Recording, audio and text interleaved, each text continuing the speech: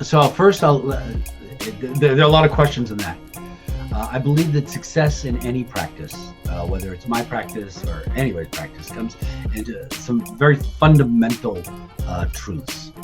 First truth, and this is the tone that my practice lives on, is take care of people like family.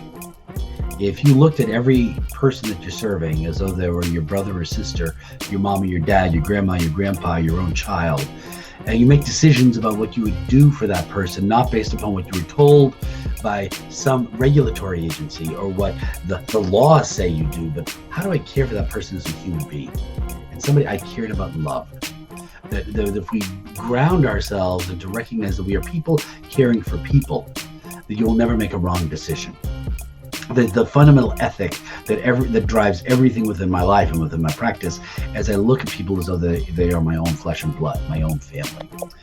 A close cousin to that is always be truthful. Don't ever try to deceive, manipulate, coerce, even white lies. Very often people say, one of the worst things the chiropractors do is you want people to come forever. Well, that's the truth. And why would I deprive somebody of that truth? I have no trouble telling a brand new person, somebody who knows nothing about my profession, to say, my goal with every new person is to have a lifetime relationship with you. I said, now, it's not appropriate for you to make a lifetime commitment today. It's my responsibility to give you information and give you perspective and understanding as to why many people choose to use chiropractic care as part of their general health and well-being for their lifetime, for themselves, for their kids.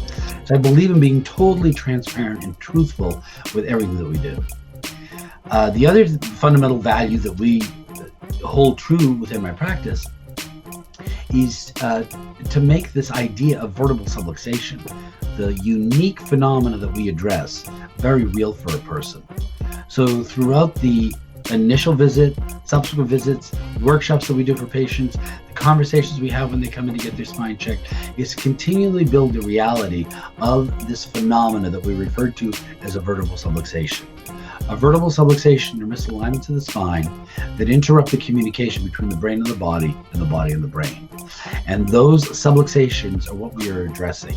And by us adjusting those subluxations, it allows the brain and body to be in better harmony and better connectedness, so that the power of life within the body can best express itself and understand what the very best thing can do for that person.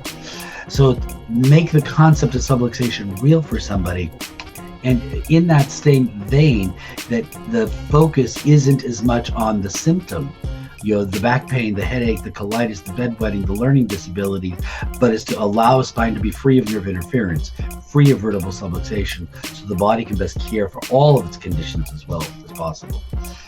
The next thing is be good at what you do, and I talked about that, and that's learn the skills of analysis and adjustment of the spine.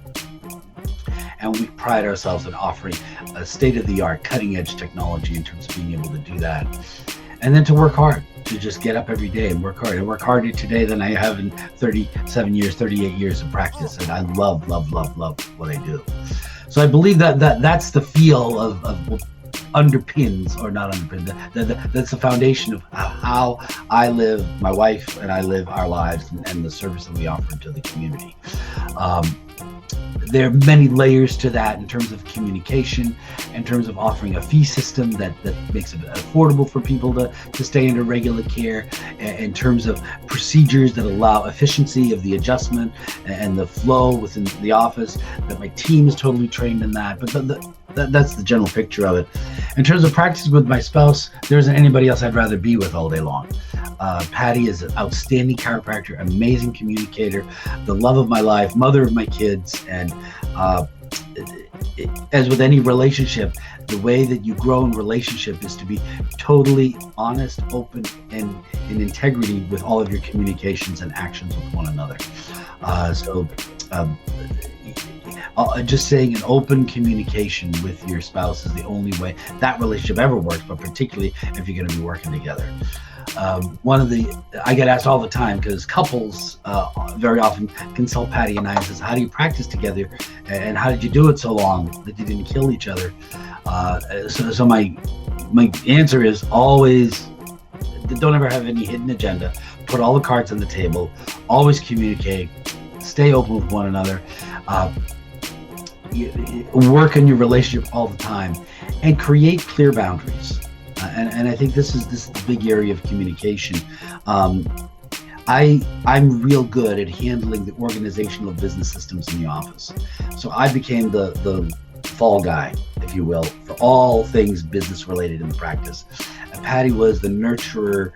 She was the fall gal for all the things that happened in the house relative to kids and making sure that they were soccer practice at the right time and the meals were handled and all that other stuff. So you have appropriate boundaries, but you stay in total communication with one another regarding everything.